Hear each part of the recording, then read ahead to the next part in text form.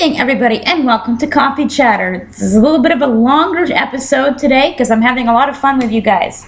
First off, let's talk about the most bizarre college majors. We've all been down the route of expectant family members waiting anxiously for your announcement of what college you chose and what you're majoring in. But can you imagine announcing you're majoring in some of these programs? Are you thinking of becoming the next Jeff Dunham? Then I'd suggest you enroll at the University of Connecticut with a major in puppetry. It's a good start. Sullivan University in Kentucky offers a degree in becoming a professional nanny. Are you a pop culture nerd? Why not become a pop culture major at Bowling Green State University in Ohio? You can also major in gunsmithing at Lassen Community College in California. Fancy some beer or wine in your future career?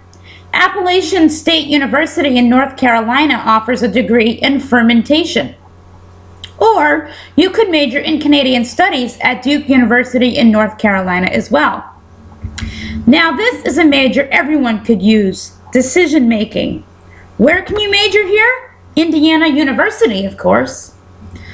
For those of you looking to go far away from home, you could always study abroad at the Liverpool Hope University in the United Kingdom and major in the Beatles. San Francisco State University offers a degree in, do I really have to say it? Sex. I have 20. Can someone say 30? Yup, a degree in auctioneering is available at Harrisburg Area Community College in Pennsylvania. Potheads can major in cannabis cultivation at Oaksterdam University in California. Mississippi State University offers a degree in floral management. The home of college's highest football team, Penn State University, has a degree in turfgrass science. Brown University in Rhode Island offers a degree in Egyptology. Do you love to bowl? Then why not major in bowling industry management and technology at Vincennes University in Indiana? Good old UNH offers an interesting degree as well. Ecogastronomy, the study of sustainable agriculture, hospitality management, and nutrition all combined into one. The University of Michigan has a degree in packaging. California State University at Long Beach has a degree in theme park engineering. Minneapolis College of Art and Design offers a degree in comic art, go figure. And last but not least, entertainment engineering and design is offered at University of Nevada at Las Vegas. Next, we're going to move on to some strange city names. We've all been traveling and played games to make time go faster, but have you ever spotted any of these odd town or city names? There's Bridal Veil, Oregon, Burnsdown, South Carolina, which is a bad omen for first-time house buyers, Monk's Misery, Maryland. Looneyville is actually more popular than you think. There is Looneyville in Minnesota, New York, Texas, and home of the ultimate country star, West by God, Virginia. Ever call someone a Nimrod? Well, you better hope you're not in Minnesota. And I wonder how far it is from St. Olaf. Also in West Virginia, we can find Scrabble. There's also Coward, South Carolina. Halloween lovers might want to add Frankenstein, Missouri to their travel list. There's Hurricane, Utah, and Zigzag, Oregon. I hope this isn't an inclination of how their roads work. Horse lovers, turn away. Dead Horse, Alaska would not be a good place for you. Dog lovers would have a blast, however, in Dogtown, California. And then there's also Buffalo Mop, Texas, and Monkey's Eyebrow, Kentucky. Do you wish it was Christmas every day? Well, it is. In Christmas, Florida, at least. Or Christmas Cove, Maine. Or, if you're out west, is more your style, there's Christmas City, Utah. Do you prefer the land of country music? There's Christmas Valley, Tennessee. You can also visit the North Pole, not once, but twice. There's North Pole, Alaska, as well as North Pole, New York. Do you want to see Santa directly? Head to Santa, Idaho. He can also be found as a snowbird visiting his Santa Claus, Georgia residence. Are you craving a sandwich? Then head to Sandwich, Massachusetts. There's bound to be some place with one. After lunch, you can head to Cookie Town, Oklahoma for dessert. Or if candy is more your type, visit Candy Town, Ohio to get your fix. Are you a bacon lover? Then you best head to Bacon, Delaware. If you have trouble waking up in the morning, you might want to move to Hot Coffee, Mississippi. And if you need some chocolate with that Java, head to Ding Dong, Texas. Or if you fancy some cherry pie, you just might find some in Pie, West Virginia. And how can we forget Hershey, Pennsylvania? Do you have a wife or a husband that burns dinner every time they make it? They might have been a transplant from Burnt Fork, Wyoming. Or possibly Burnt Factory, Virginia, or West Virginia. Burnt Corn, Alabama might not be a good spot to get your popcorn either. If you struggle with boredom, I highly suggest not road tripping to boring Oregon. Don't add dull Ohio to your travel list either. Good old ordinary Virginia might be a bit slow as well.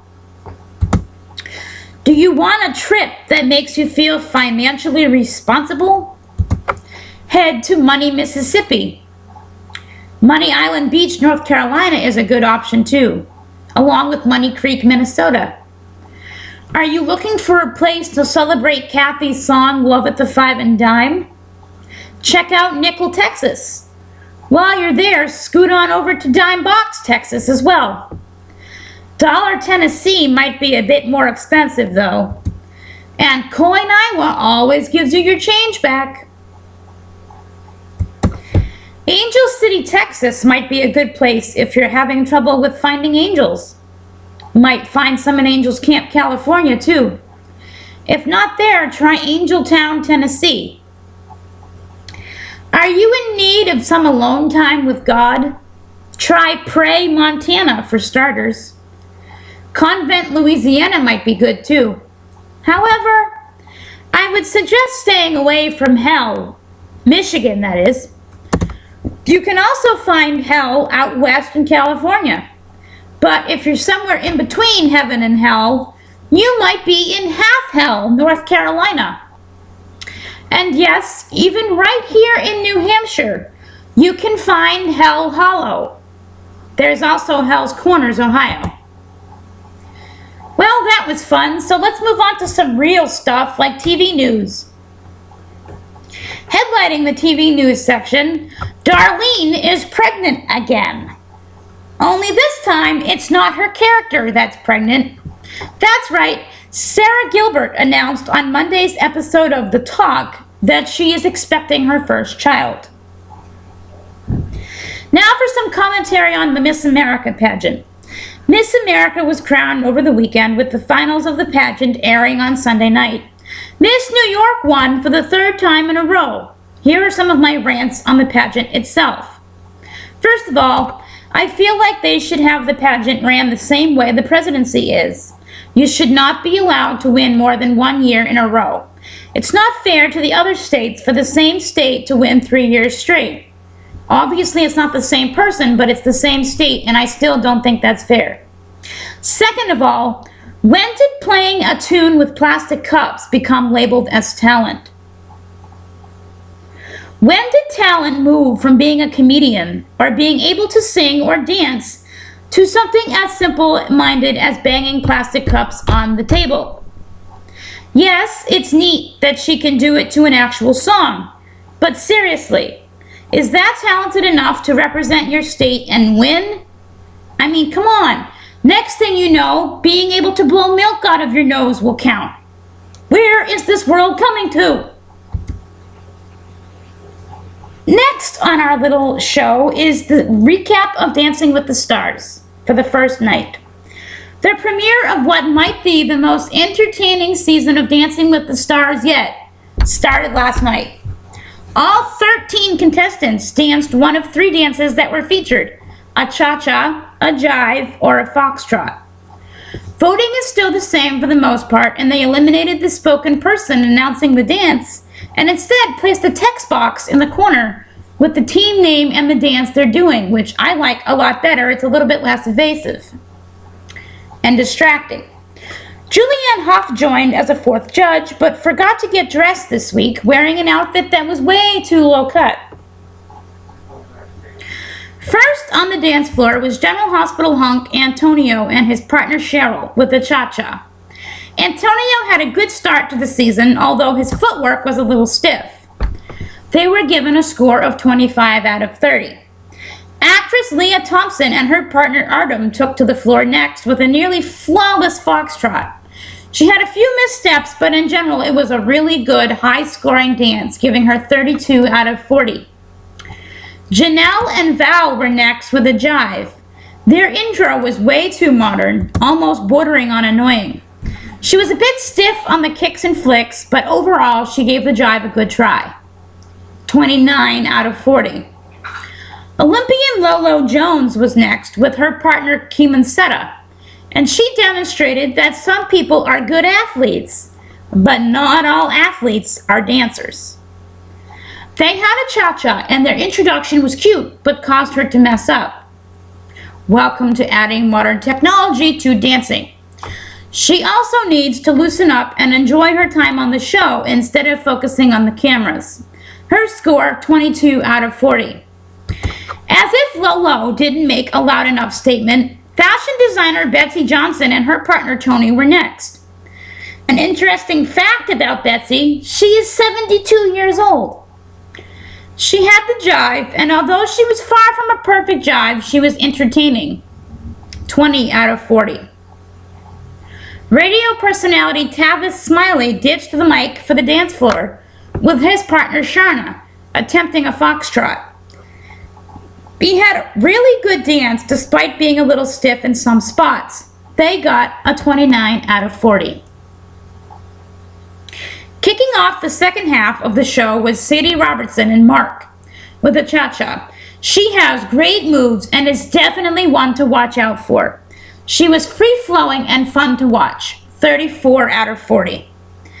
NASCAR racer Michael Waltrip was next, also dancing a cha-cha. He was very stiff in movements and really needs to loosen up if he expects to make it much farther in the competition. Fortunately, he has a sense of humor, which helps make the tense moments a bit easier. 25 out of 40. Actor John Bennett was next with a jive, which showed that he is very energetic. He took in the sights of being in front of so many people and summed up the feelings of every dancer. Scored 30 out of 40. Comedian Tommy Chung and his partner Peta had the cha-cha, which was very interesting to watch. He is also not young in age, but moved a lot better than Betsy. 27 out of 40. UFC fighter Randy Couture attacked the foxtrot with deep energy. He cleaned up really nice and performed a decent foxtrot, considering the rehearsal package we were shown had him completely messing up. He earned a 31 out of 40. YouTube sensation Bethany Mata was next with a jive. She was a bit stiff, surprising for an 18-year-old. Derek might actually have trouble this season. She needs to relax, most importantly, and not worry so much about being judged. If you relax and do your best, they will treat you with respect, and even though they may say mean things, they mean well and only want to help you improve while you're on the show. They got a 32 out of 40. Fresh Prince of Bel-Air star Alfonso ended the night, and they truly saved the best for last. Also known as Carlton. After not dancing since the Carlton days, Alfonso came out and nailed the jive, earning the highest score of the night at 36 out of 40. For the first 2 weeks of the competition, they will have their old-fashioned Tuesday night results show, which means I will be announcing the eliminated contestant along with week 2's recap in the next show. Now for our cold case section. We are in Rhode Island this week. 23-year-old Greg Hart's body was found in the Woonasquatucket River several days after he had gone missing from the Red Room Bar in Providence. He was last seen by a group of friends that March 14th at 1:40 a.m. in 2010. The Rhode Island medical examiner ruled that the dead-en-masse man drowned. There were reports that Hart was visibly intoxicated and left the Red Room Bar by himself. He was allegedly last seen downtown Sunday morning wearing a gray leather biker jacket, a green hooded sweatshirt with black pants and black shoes. After Hart was reported missing, the Providence police started a search for him. Instead, friends found his body less than a mile from where he was last seen. Providence police did not believe that foul play played a part in Hart's death. His family, however, disagrees and pressed for another autopsy. They believe that Greg Hart was in a physical confrontation and was murdered.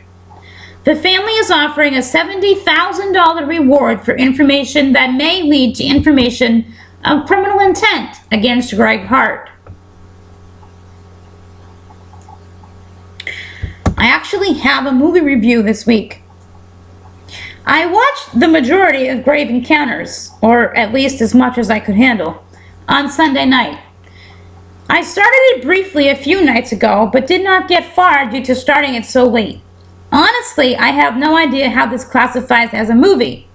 It is supposed to be scary, yet to me it was so stupid that I didn't have time to get scared.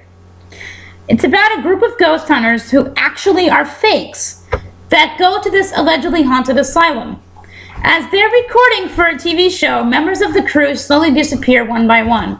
I didn't finish it, so I have no idea how it ends, but thought it was weird. Everyone dies at the end. Everyone dies at the end, according to Dustin.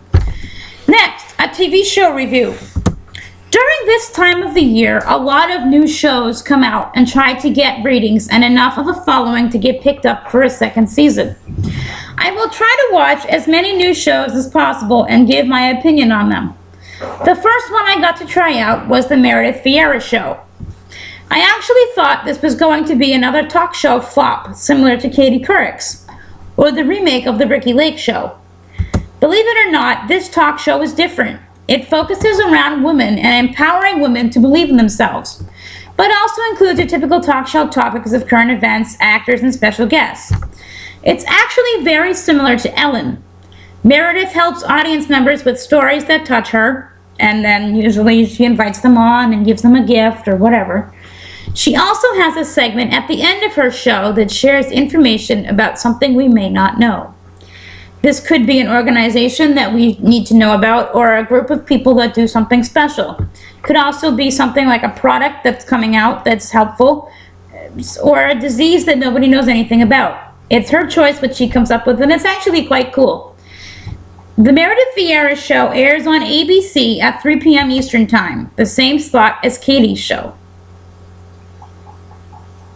Now for Reflection Corner. I'll apologize ahead of time because the first reading is really, really long, but it'll tie in great with my reflection, which is also long, but basically throws myself under the bus, and it's actually quite interesting.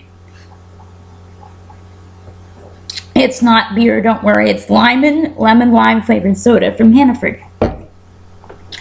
First reading today is from 1 Corinthians chapter 12, verses 12 to 24 and 27 to 31. As a body is one, though it has many parts, and all the parts of the body, though many, are one body, so also Christ.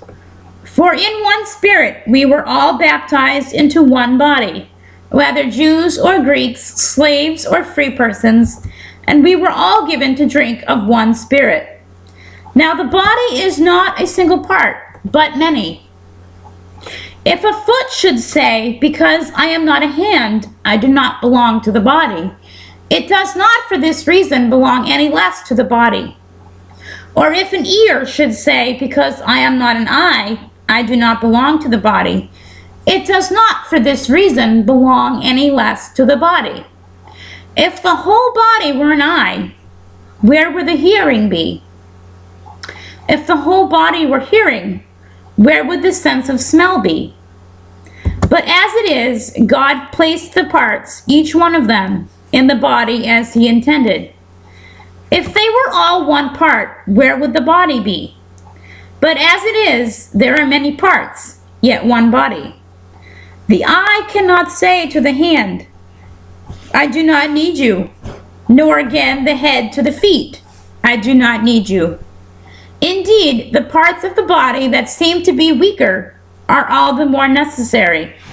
And those parts of the body that we consider less honorable, we surround with greater honor. And our less presentable parts are treated with greater propriety, whereas our more presentable parts do not need this. But God has so constructed the body as to give greater honor to a part that is without it. Now you are Christ's body, and individually parts of it. Some people God has designated in the church to be first apostles, second prophets, third teachers, then mighty deeds, then gifts of healing, assistance, administration, and varieties of tongues. Are all apostles? Are all prophets? Are all teachers? Do all work mighty deeds? Do all have gifts of healing?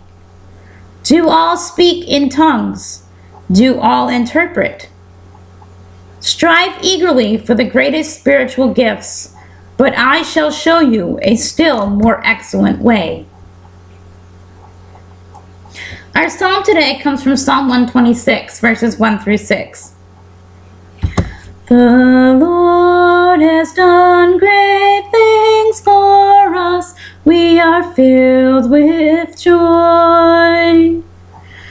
When the Lord restored the fortunes at Zion, then we thought we were dreaming. Our mouths were filled with laughter, our tongues sang for joy.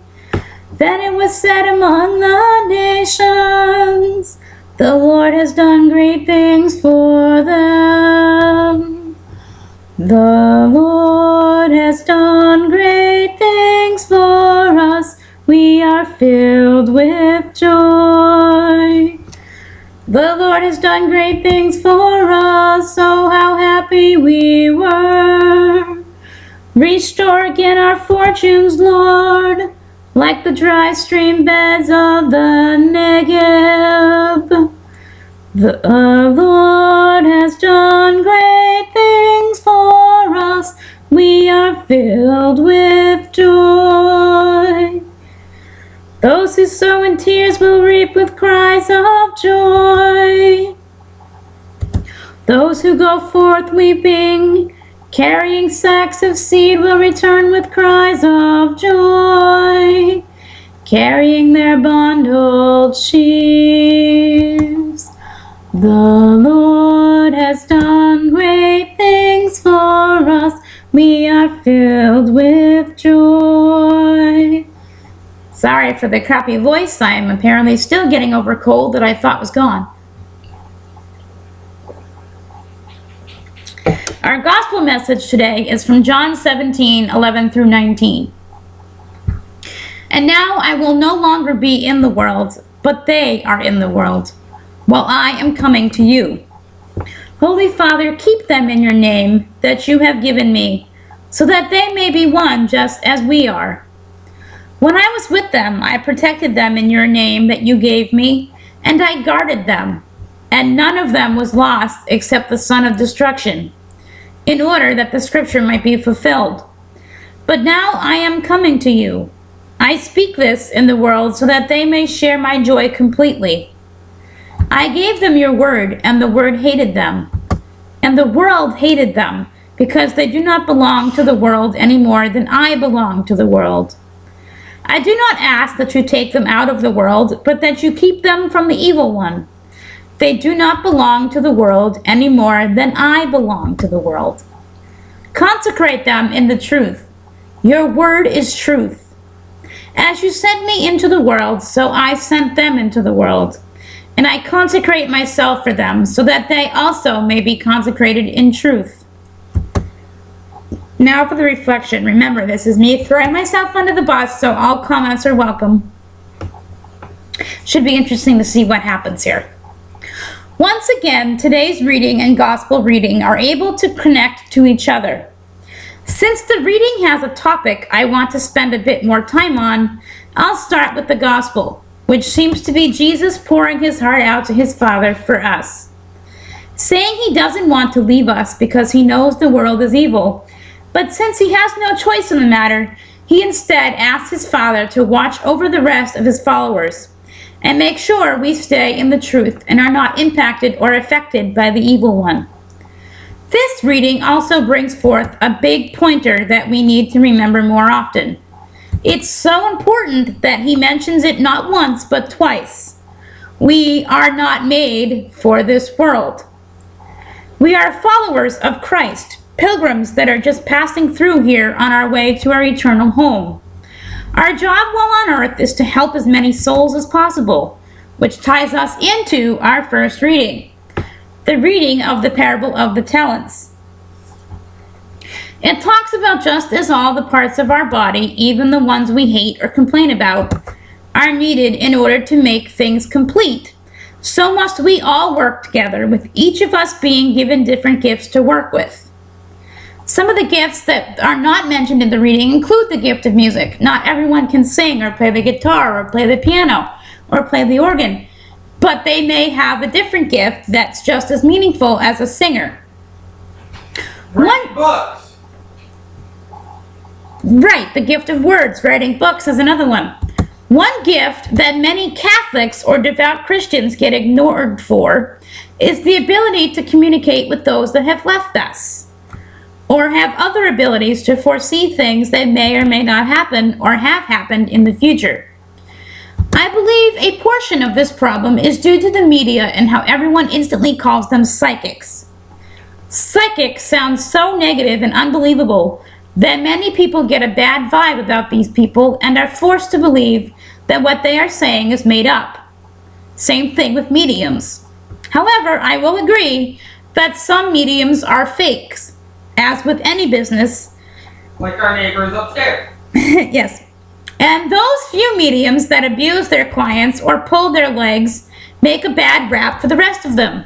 For example, our neighbor upstairs, the daughter is good, but the mother is one of those hit or miss mediums where she keeps guessing until she gets it right, or the client just agrees just to shut her up. Those are examples of how mediums can abuse their clients. Now, what I'm about to say might surprise you, and it might piss you off. Fa-fa. But I am one of these people that has been blessed with a God-given ability to give loving messages to those that have crossed over, from those that have crossed over. I am not a psychic. I do not call myself a medium. I don't even have a name for myself, honestly. I just do it when the spirits are there. I do not charge my friends, family, or even strangers that receive messages. I keep myself very spiritually grounded, attending Mass whenever possible, praying my rosary, reading devotionals, and keeping in constant contact with a priest, whether it's the priest at my own church or another priest in another Catholic church in this state, somewhere. I'm always in constant contact with a priest. I ask that only those who are in the light come through to me, which keeps me away from evil spirits who may be stuck.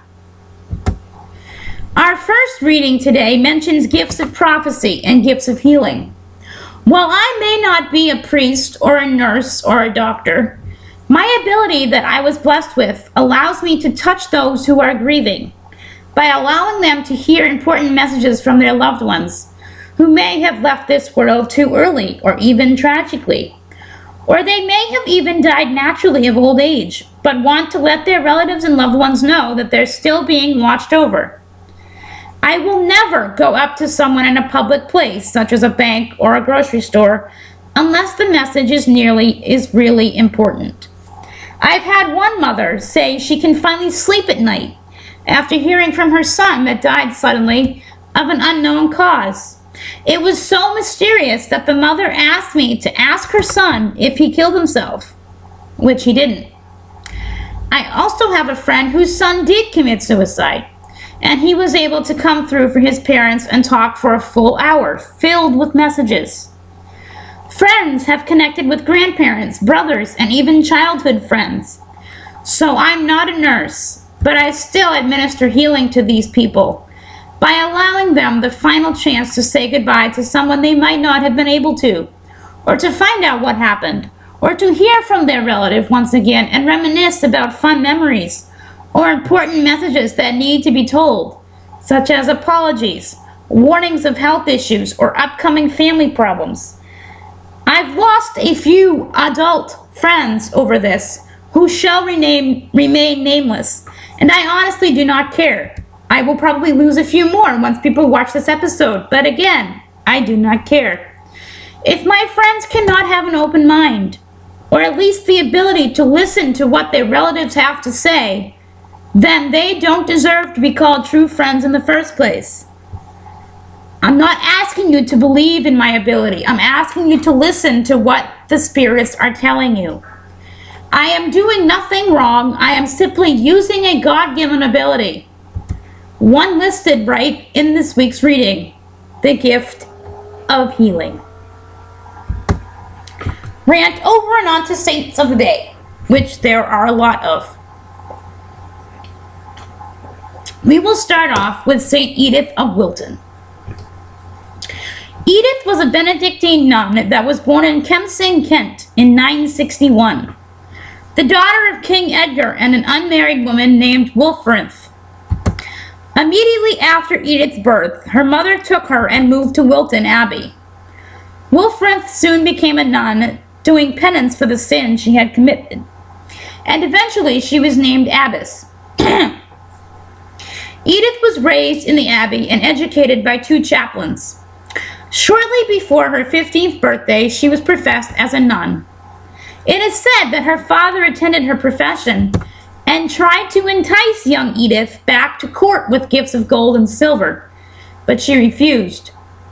Edith also turned down the position of abbess of 3 different abbeys because she felt she was too inexperienced to hold such a responsible post. When King Edgar died in 975, he was succeeded by his son Edward, who was murdered 4 years later.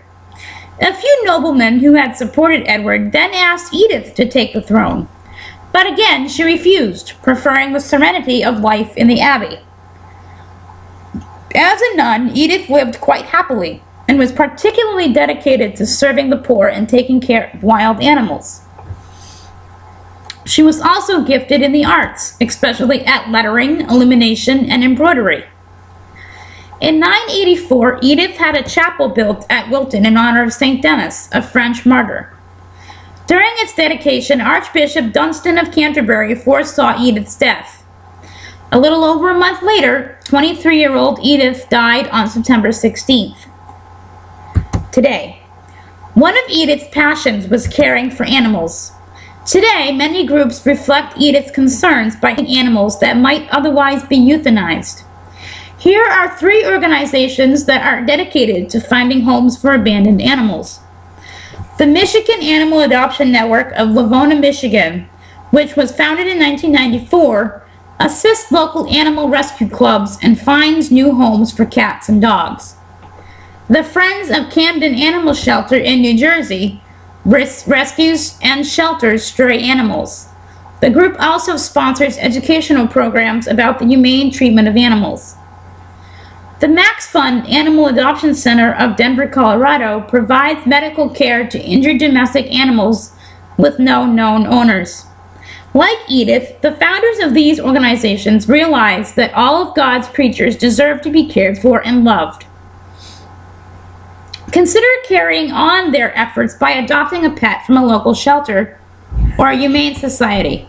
A well-loved animal can indeed be a wonderful companion. Moving on to one of the more popular saints of today, Saint Cyprian of Carthage. Cyprian was the bishop of Carthage, which is located in North Africa, where he was born. Born around the year 200, Cyprian was a dynamic teacher of rhetoric and literature. At age 45, he met an old priest named Chalcedon, who challenged him to change his life by converting to Christianity. Cyprian agreed, and upon his conversion, he made a vow of chastity and channeled his energies into studying the scriptures.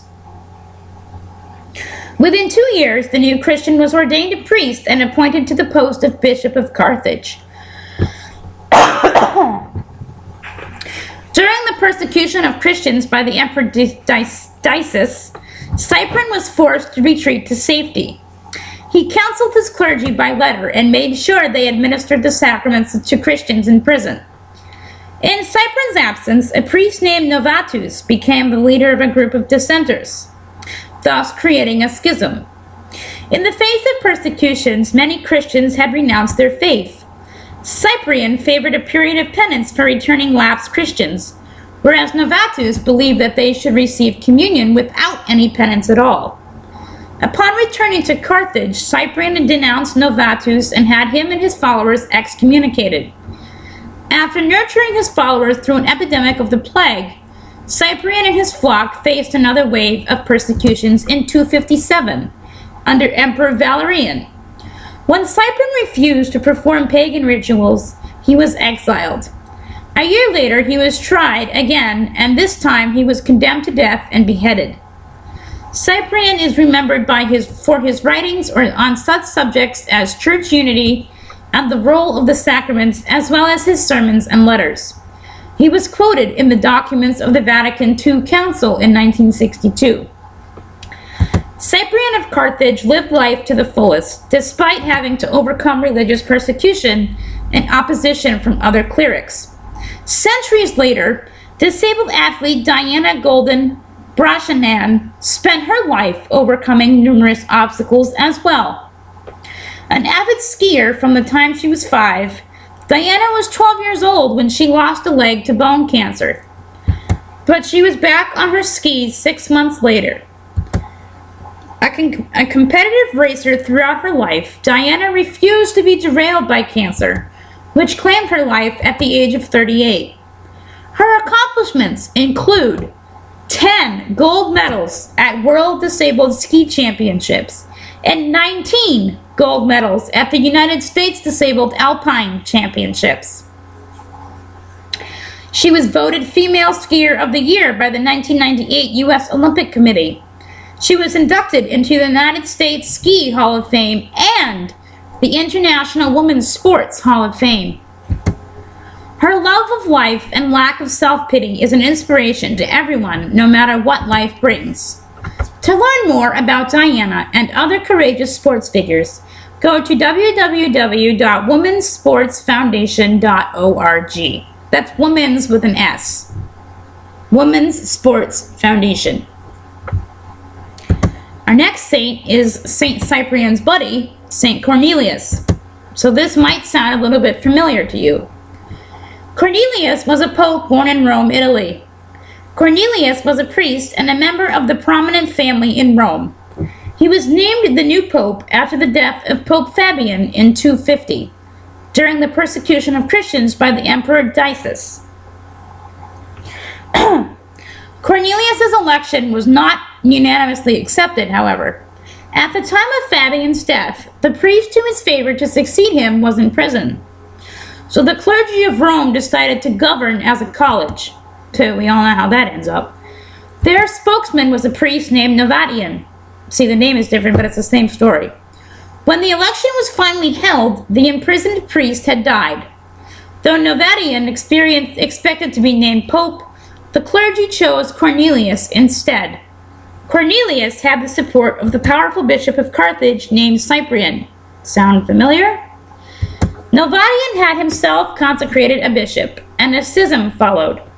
One of the major issues during Cornelius' reign was whether or not Christians who had denounced their faith in the face of Roman persecutions would be readmitted to the church. Cornelius, like Cyprian, felt that with penance, lapsed Christians should be welcomed back. Novatian disagreed.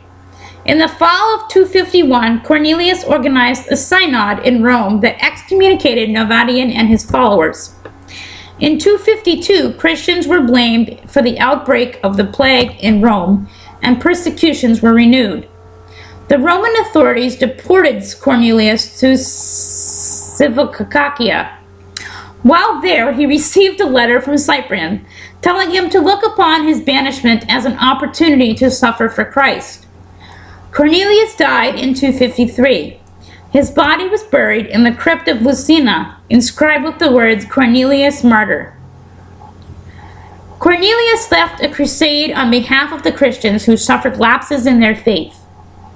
Alan Tibbles led the way for Sandtown citizens to reclaim their neighborhood after the 1960s riots. Most residents of Sandtown stayed on, even though they were surrounded by dilapidated vacant buildings. Tibbles and his family moved there in 1987 in order to live by the principles of Christian community development, relocation, reconciliation, and redistribution. Although his neighbors first thought Tibbles might be an undercover police officer, they soon responded to his zeal. In 1988, Tibbles helped found an interracial church that revived community spirit. Next, he became the co-director of Sandtown Habitat for Humanity. Tibbles has done much, including building over 160 homes, creating a health center, and establishing a jobs program. A community that works for the good of everyone is a Christian ideal. Leadership is the most effective when it leads to group efforts. Ludmilla is the next saint.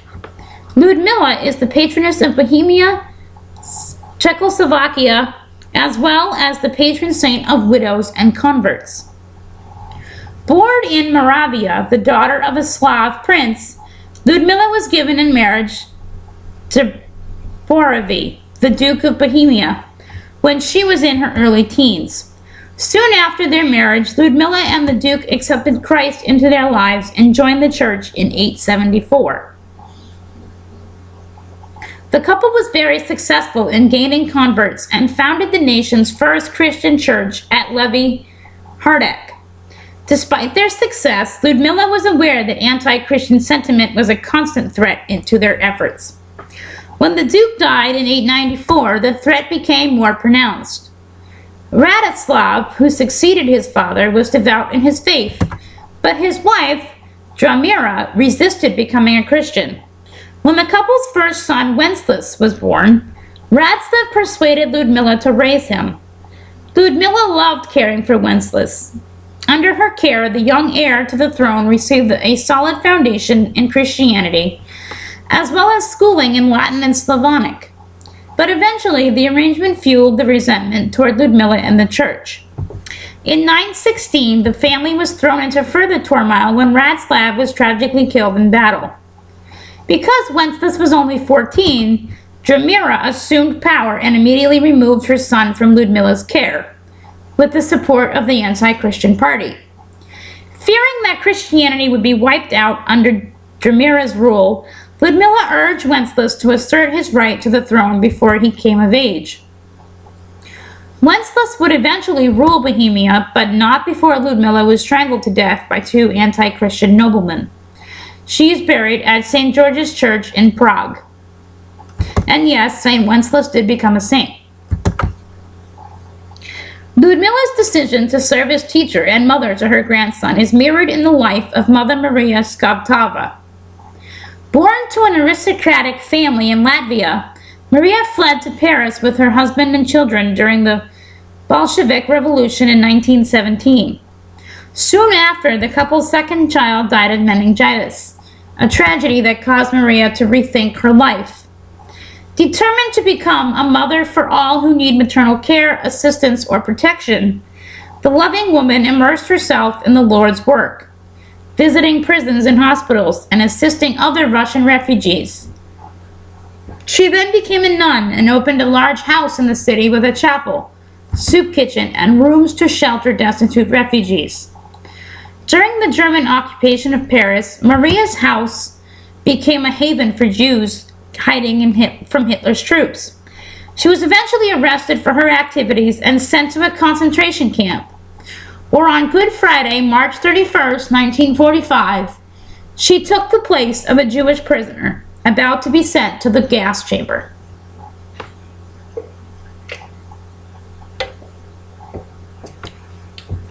And our final saint today is Saint Victor III.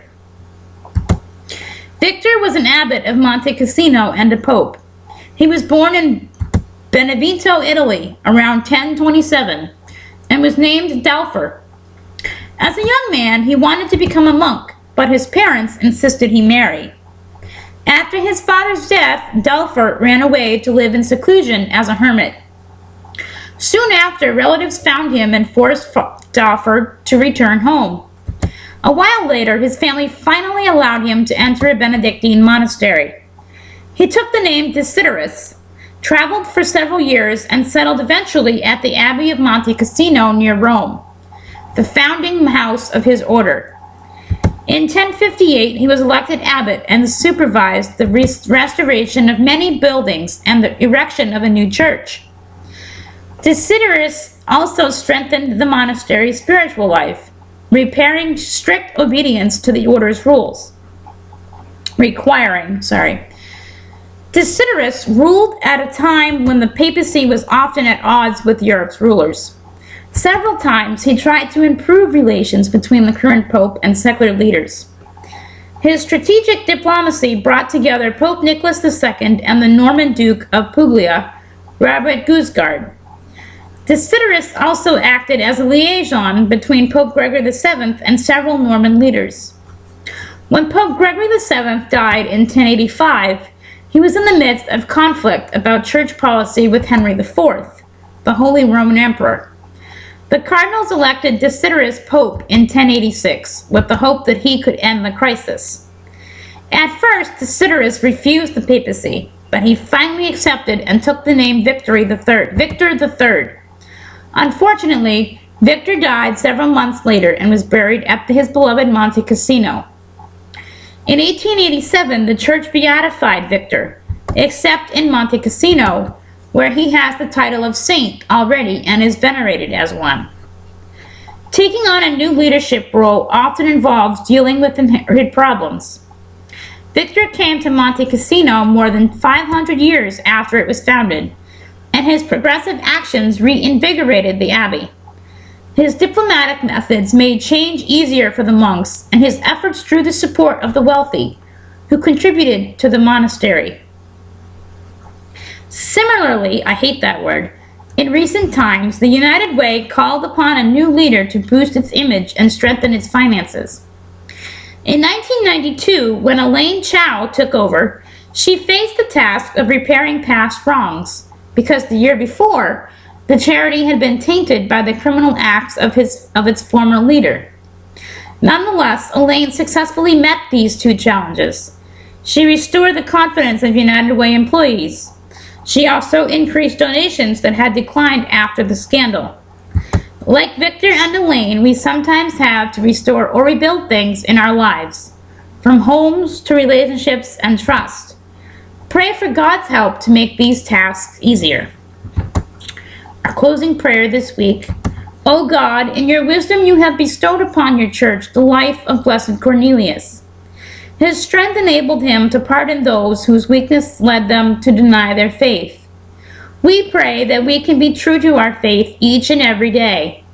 Through Jesus Christ our Lord, who lives and reigns with you in the Holy Spirit, one God, now and forever. Amen. This week's fan of the week is Ann Gates. The answer to this week's question was Britain. And I will see you all next week with a new fan of the week. Have a great week.